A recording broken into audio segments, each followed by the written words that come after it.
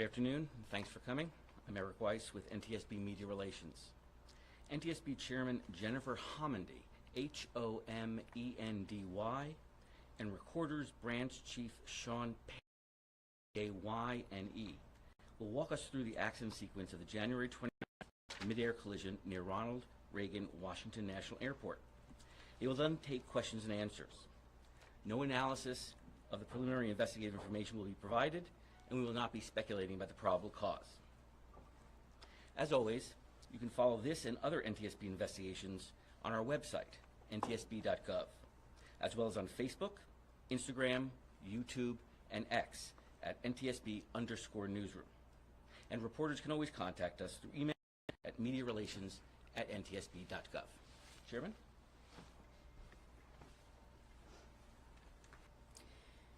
The on-scene portion of our investigation into the January 29th mid-air collision near Reagan National Airport has wrapped up.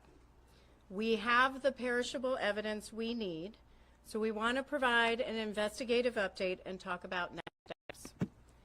Let's begin with some information on the Black Hawk's route and then proceed through the accident sequence. This particular flight was a check ride for the pilot flying the Black Hawk. Generally, a check ride is a practical exam that a pilot must pass to be qualified to perform specific aircrew or mission duties. The Army does 3 types of check rides: instrument, annual, and night vision goggles. This was a combined annual and night vision goggle check ride. We believe the helicopter crew was likely wearing night vision goggles throughout the flight, given the nature of the flight. Additionally, had they been removed, the crew was required to have a discussion about going unaided. Let me repeat that. Had they been removed, the crew was required to have a discussion about going unaided. There is no evidence on the cockpit voice recorder, or CVR, of such a discussion. On this chart, you'll see the routes they were generally following: Helicopter Route 1 to Helicopter Route 4. These routes are designated by the Federal Aviation Administration, or FAA, and although you see blue lines, there are no defined boundaries to these routes. You'll note on the chart that pilots are expected to maintain the maximum altitude charted when ceiling permits, unless otherwise instructed by air traffic control. The maximum altitudes along Helicopter Route 1 are 1,300 feet between Cabin John and Chain Bridge, 1,000 feet at Chain Bridge, 700 just after Chain Bridge, 300 at the Key Bridge, and 200 feet just south of Memorial Bridge. Now I'm going to read some preliminary investigative information, which is derived from a variety of electronic and other sources as of 1 p.m. today. About 8:15 p.m. Eastern Standard Time, the CRJ left 37,000 feet pressure altitude for an initial descent. At 8:30, the Black Hawk began traveling generally southbound after maneuvering near Laytonsville, Maryland.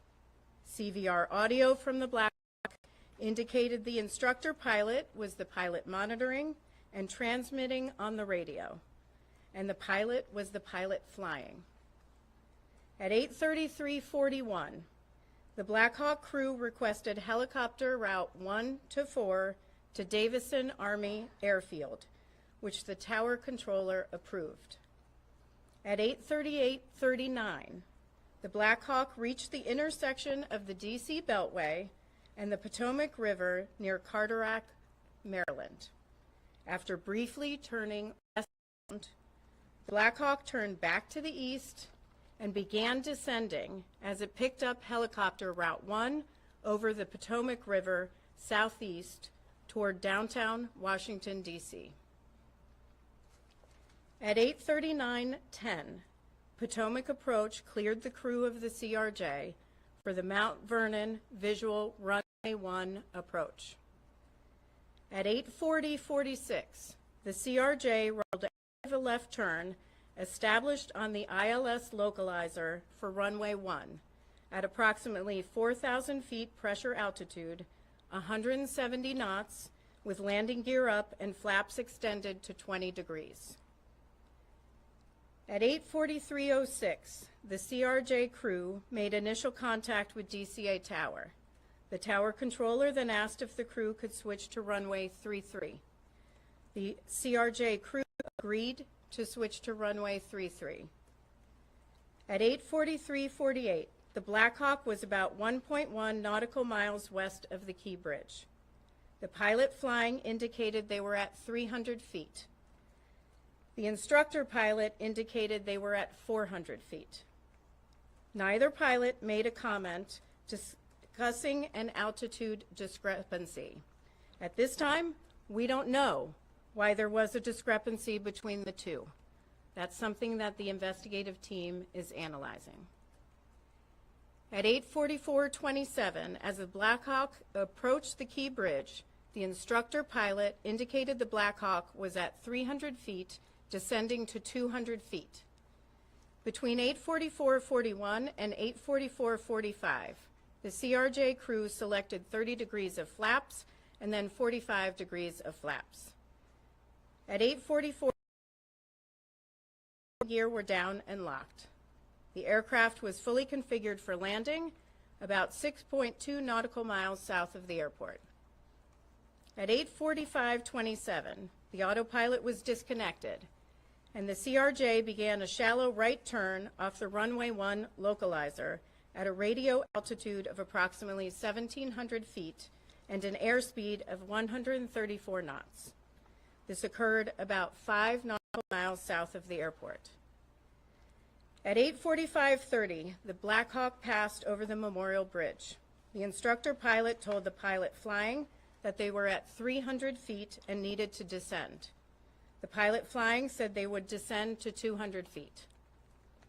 At 8:45:58, the Black Hawk then crossed over the Washington Tidal Basin and followed the Washington Channel consistent with helicopter Route 1. It is now approximately 2 minutes before the collision.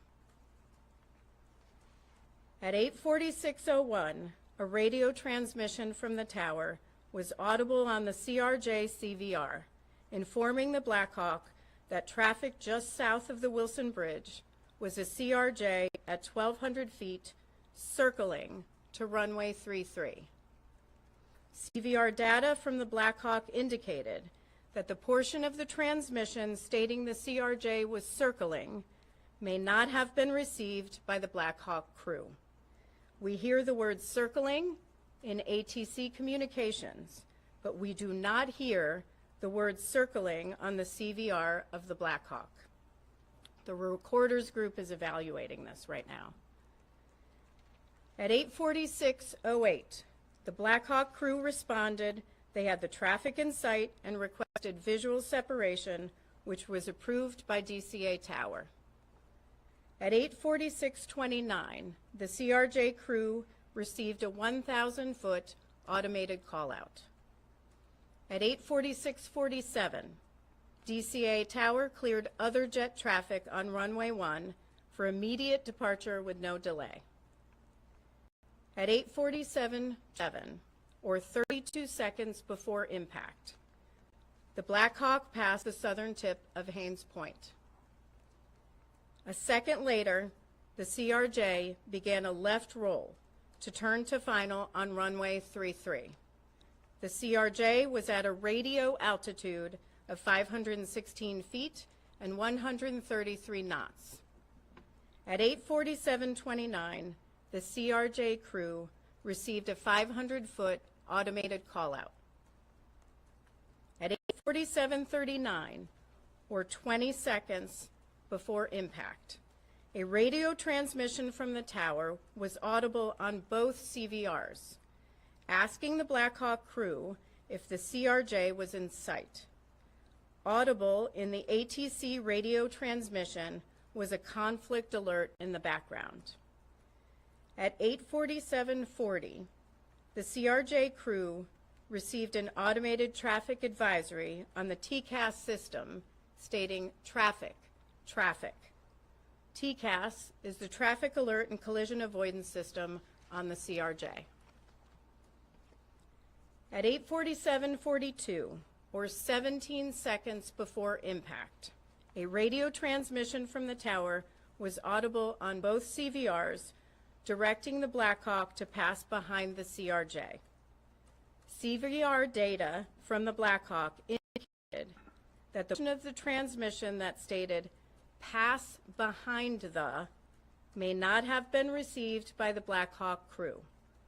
Transmission was stepped on by a 0.8-second mic key from the Black Hawk.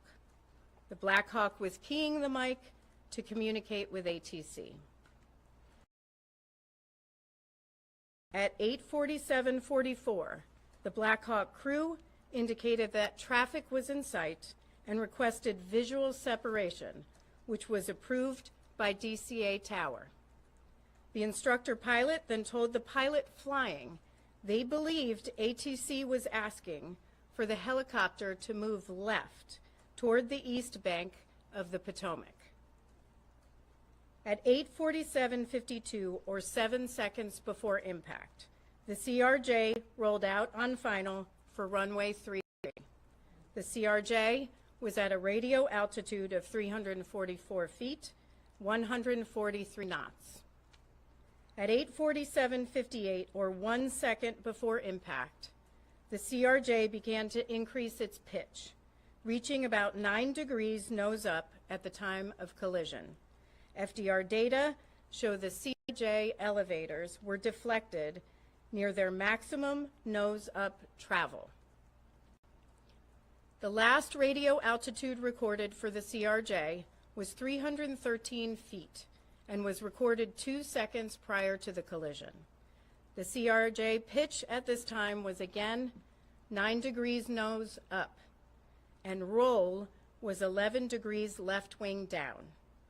The CRJ was descending at 448 feet per minute. The radio altitude of the Black Hawk at the time of the collision was 278 feet and had been steady for the previous 5 seconds. The Black Hawk pitch at the time of the collision was about a half degree nose up, roll of 1.6 degrees. Now, examination of the wreckage will assist in determination of the exact angle of the collision. Now, we're confident with the radio altitude of the Black Hawk at the time of the collision that was 278 feet. But I want to caution, that does not mean what the Black Hawk, that's what the Black Hawk crew was seeing on the barometric altimeters in the cockpit.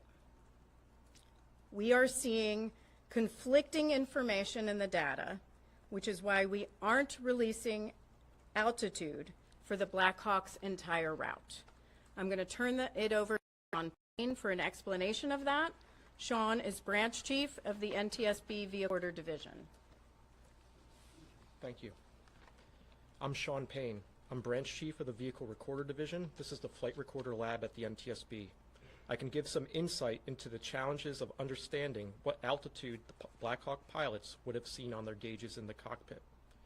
You may see pictures released of showing us in the lab rebuilding the flight recorders. That's part of our job, but a bigger part is ensuring that the data that we have downloaded is true and accurate. We call this validating the data. I'm going to define some terms for altitude in a way that most audiences can understand. I may end up reading much of this verbatim as I want to be precise in my language. The first term is radio altitude. You've heard this in our other press conference before. This is a measure of the helicopter's height above terrain, in this case, the Potomac River. It is measured by bouncing a signal from the helicopter to the river. We have determined that this parameter is valid. This is good data. This gives us confidence in knowing exactly how high the helicopter was above the ground. This parameter is not the primary means the pilots would have used to determine their height during flight. The pilots are not typically navigating using radio altitude. It is often different from what they see on their primary altimeters. Next term is barometric altitude. This is typically the altitude the pilots would use while they are flying. This was not recorded on the FDR. Barometric altitude takes into account certain atmospheric conditions. This would be displayed in front of both pilots on their instrument panel. As I said, this was not recorded. The next term is barometric pressure setting. This is an adjustment that the pilots use on their primary barometric altimeters to ensure that the altimeter is set properly. This is critical. This was not recorded by the FDR. This accounts for the local pressure at the time of the flight. Again, this was not recorded by the FDR. The next term is pressure altitude. This is more of an engineering altitude that the helicopter's systems can tap into. This altitude is calibrated using what we call a standard atmospheric pressure.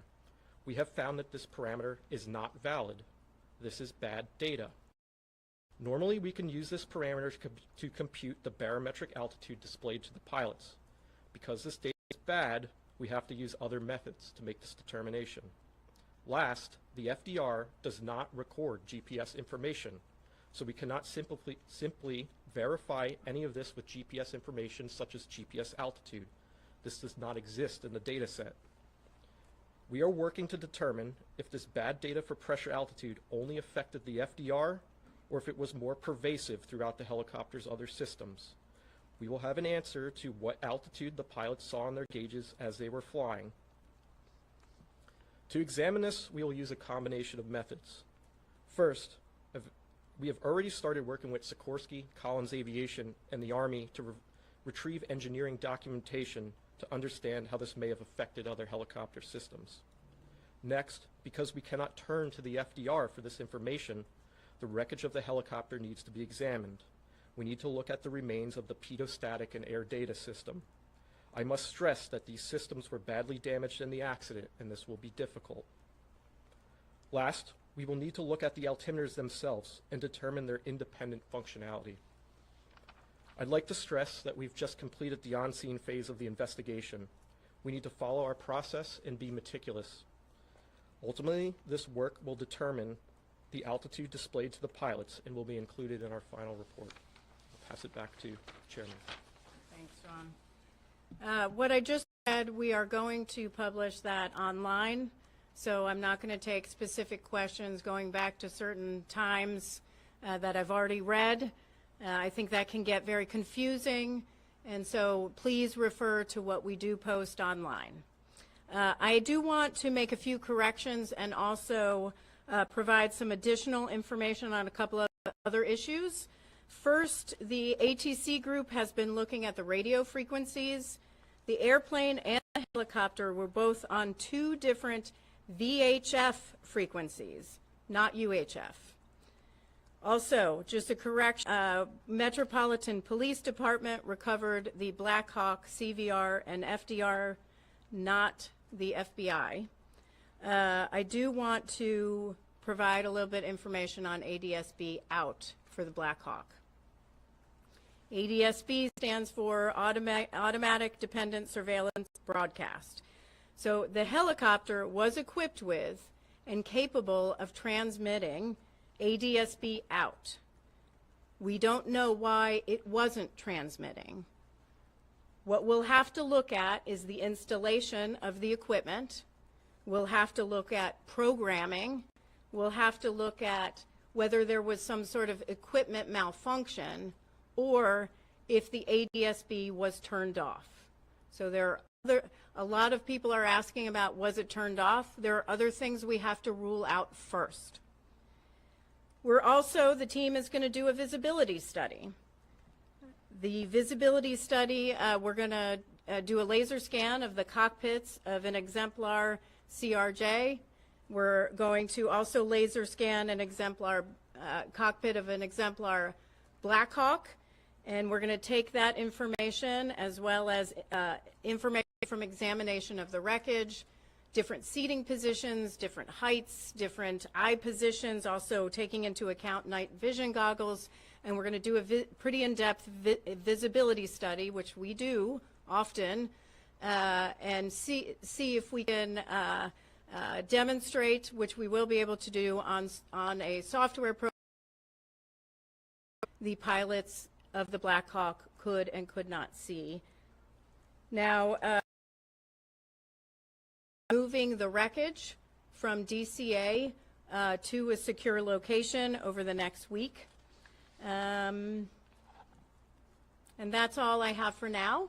I am going to take questions. Again, I'm not going to take questions on specific times that I read through in the Black Hawk route or in the CRJ as it was moving to runway 33, but all of that will be online at ntsb.gov, and you can find that. So I will take questions as I call you. Please raise your hand, state your name and your affiliation. Tom. Madam Chair, Tom Costello with NBC News. Thank you for the update. Do we understand correctly, you're looking into the possibility that there may have been, I underscore may have been, a malfunction in terms of the accuracy of the altimeter readings inside the cockpit for the Black Hawk helicopter? One more time. Do I understand correctly, you're looking into the possibility that there may have been bad data and therefore inaccurate readings inside the cockpit of the chopper for altitude for the pilots to read? That's correct. We are looking at the possibility of there may be bad data. We're looking at, were they seeing something different in the cockpit that differs from the FDR data, which was radio altimeter? In other words, they may have thought they're at one altitude when in truth they were at a different altitude. It's possible, but we have a lot of work to do till we get to that. Pete. Pete Muncie with CNN. How critical is the finding that the crew could have been wearing night vision goggles, and how much will that factor into your investigation? So the question is, how critical is the finding that the crew could have been wearing night vision goggles?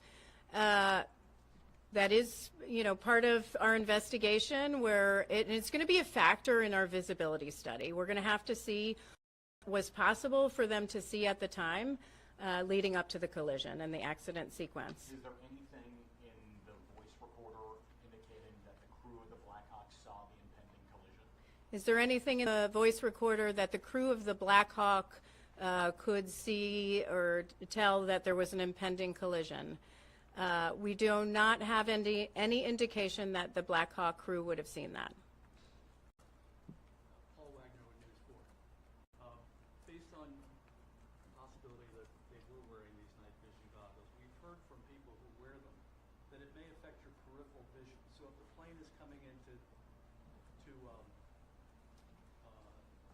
33 and they're coming down the river, that possibly the peripheral vision may have been affected to see that plane off to the The question is visibility and night vision goggles. This is exactly why we do a visibility study, and we'll test that as part of our study. But time will tell. Just to level set here, we're only a couple of weeks out, and we have a lot of work to do. That will be a part of the work. Daniel Gilbert, Washington Post. You mentioned the CRJ got a traffic advisory before the collision. Do you know what aircraft triggered that traffic advisory? And do you know if it was the Black Hawk or some other aircraft? Do we know if the traffic advisory that was received by the CRJ crew was the Black Hawk? That's something that our ATC group is analyzing.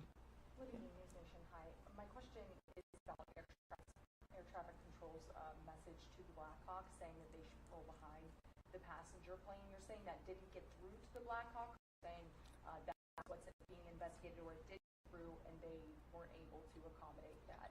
So the instructions from ATC were to pass behind the CRJ. That transmission was interrupted. It was stepped on.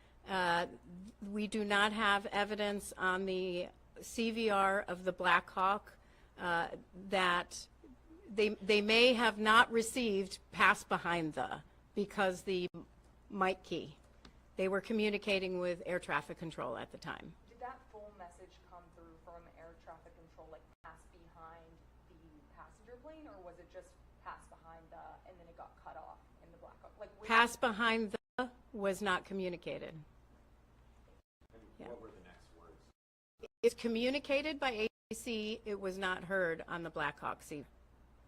Is that clear? I think the clarification of the Black Hawk not receiving an air traffic control and making it through, was the passenger plane aware of the Black Hawk even in the area being told of this? Was that something that would even be on their frequencies? I know this is a second-by-second moment, so I don't know who got what. So the CRJ crew can hear air traffic control and communications from air traffic control. The Black Hawk crew can also hear communications from air traffic control, but they can't hear communications from each other back to air traffic control. So it's half the communication. Yes. Thank you, Grady Trimble with Fox Business. I know it's early in the investigation, and I know that the FAA controls the airspace around DCA. But at this point, would you say that temporary restriction of helicopter flights is the right move, and would you advocate for a permanent restriction of those flights? Well, I do want to congratulate the Secretary Duffy for taking action immediately to restrict helicopter traffic, except for certain circumstances, saving flights and presidential flights. So I think they took the right safety action. We will have to, as we go through our investigation, look at the accident sequence and take our investigative information and determine what next steps should be done. It's too early for us to say whether it should be permanent. However, that's certainly something that the Secretary and the FAA can do on their own. And because it will be you guys who put the safety recommendations forward in the end, are there any others right now that would make flying into that particular airport safe? Yeah, so here's what I'm going to say. On